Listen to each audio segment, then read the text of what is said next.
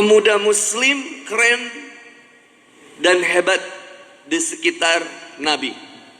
Kita ketahui banyak profil anak muda hari ini Pak yang sudah lupa dengan profil para sahabat dulu, atau terlalu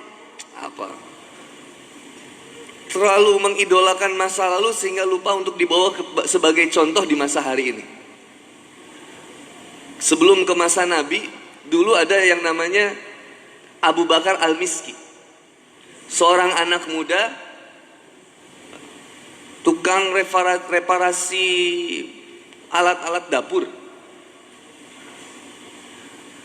Beliau ini suatu saat dikecengin sama wanita Syam. Jadi wanita yang paling cantik di dunia itu wanita Syam.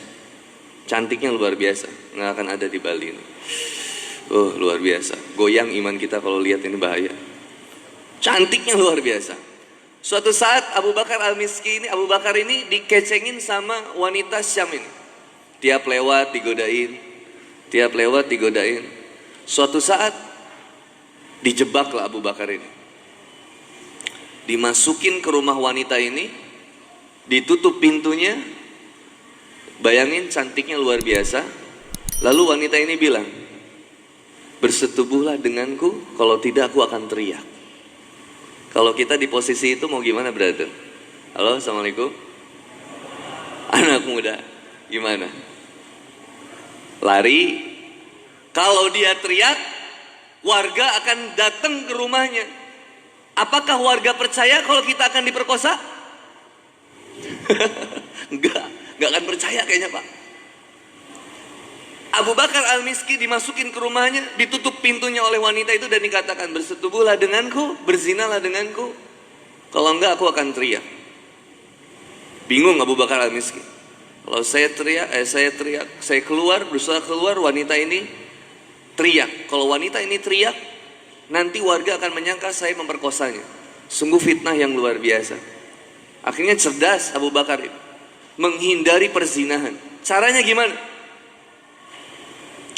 Abu Bakar bilang ke wanita ini,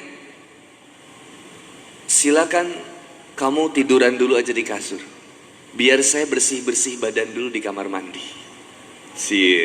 Wanitanya udah siap, bener nih, jadi dong, ayo. Padahal ada yang tahu nggak? Halo, assalamualaikum. Ini laki-laki kebayang posisinya Pak? Kebayang kalau kita ada di posisi itu Pak? Jangan-jangan kita langsung menonaktifkan handphone dulu, lihat jendela, iya nggak ada yang lihat, ayo.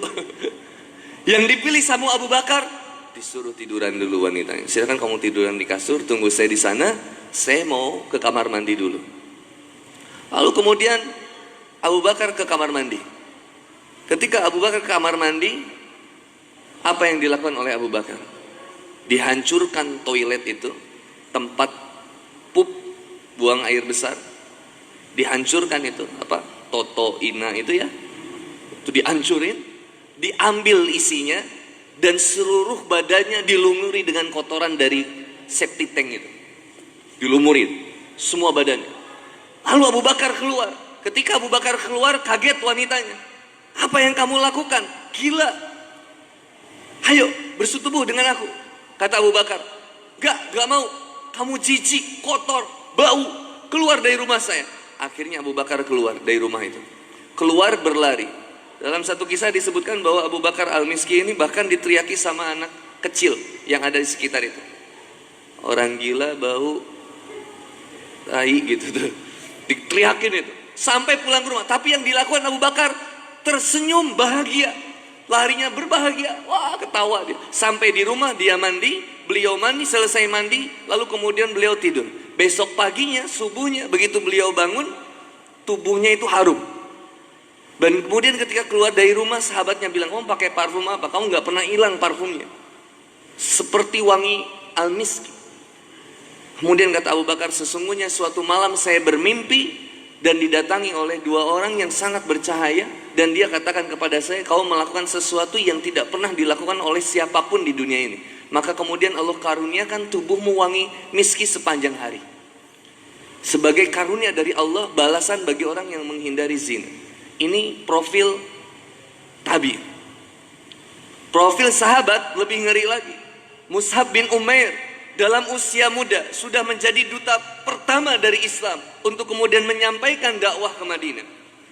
Belum lagi kemudian Ali bin Abi Thalib yang jadi orang yang pertama masuk Islam dan senantiasa menggenggam keilmuan yang luar biasa, menjadi gerbang ilmu dan masih muda.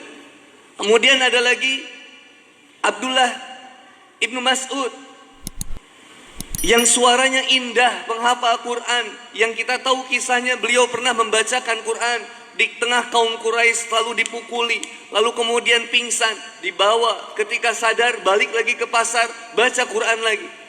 Bangga dengan keislamannya. I'm Muslim and I'm proud.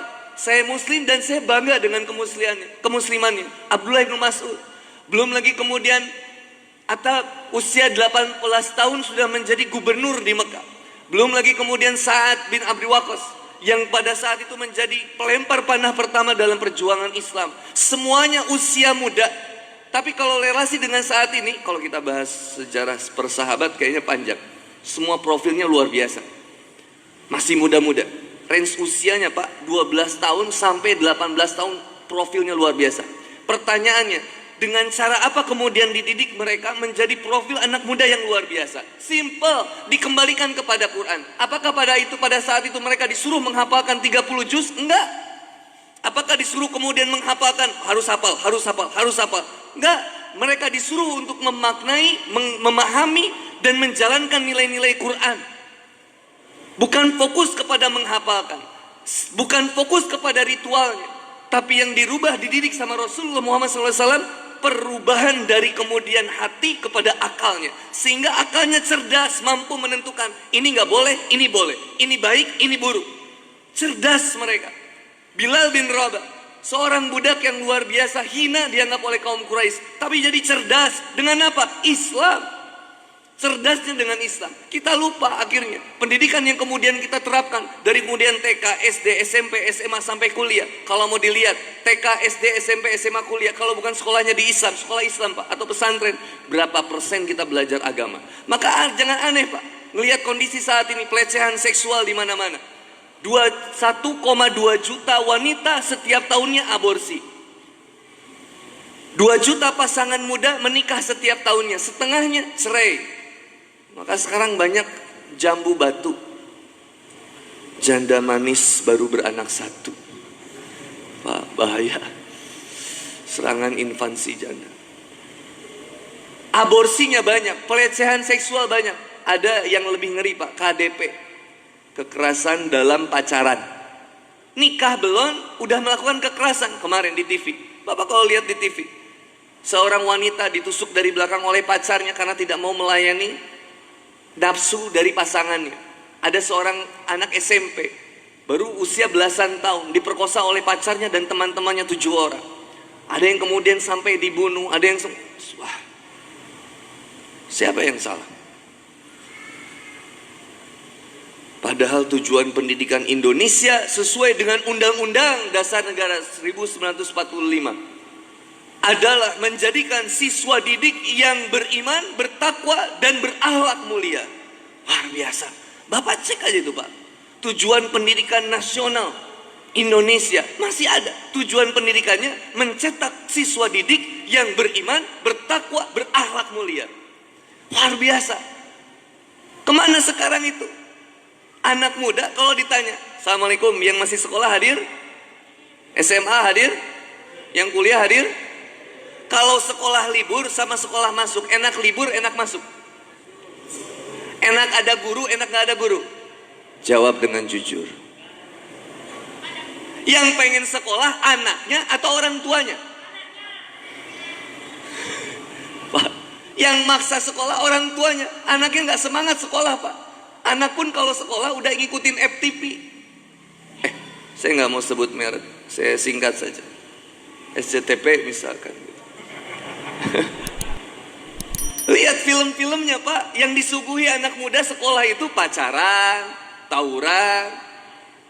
Apa yang mau dilihat? Dan terus di brainwash, belum dari sosial medianya. Sehingga kemana generasi anak muda kita dibandingkan dengan generasi para sahabat yang ada di sisi Rasulullah SAW, yang itu para pemuda semua. ternyata kita lupa mendidik anak dengan Quran, memuliakan anak dengan Quran. Jangan paksa anak kita, jangan tuntut anak kita untuk kemudian menghafalkan Quran saja, tapi tuntun anak kita untuk kemudian memahami Quran. Ceritakan kepada anak tentang bagaimana kisah Al-Fil, sehingga ketika dia membaca surat Al-Fil, dia tahu kaidah, kemudian tahu sejarahnya. Ceritakan kepada anak kisah tentang Al-Lahab sebelum dia menghafalkannya. Ceritakan kepada anak tentang sirah nabawiyah, sehingga kemudian anak bangga dengan sosok Nabi Muhammad SAW. Mark Zuckerberg itu Pak, yang bikin Facebook itu ngefans banget sama Ibnu Khaldun Pak. Kita baru dengar Ibnu Khaldun. Bukunya Muqaddimah, tebalnya segini Pak. Kata Mark Zuckerberg, itu buku favorit saya. Umat Islam ada yang belum pernah baca Ibnu Khaldun, yang tebalnya segini, judulnya Muqaddimah, tebal.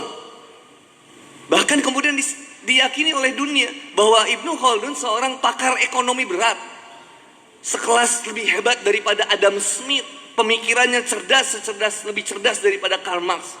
Diakui oleh dunia. Kita umat muslim lupa, nggak tahu bahwa kita punya profil yang luar biasa. Sahabiah pada zaman Rasulullah Muhammad SAW pun hebat-hebat. Maka akhwat, ikhwan, anak muda, kalau nggak mau mengaktifkan dirinya di masjid, di komunitas Islam, mau aktif di mana lagi?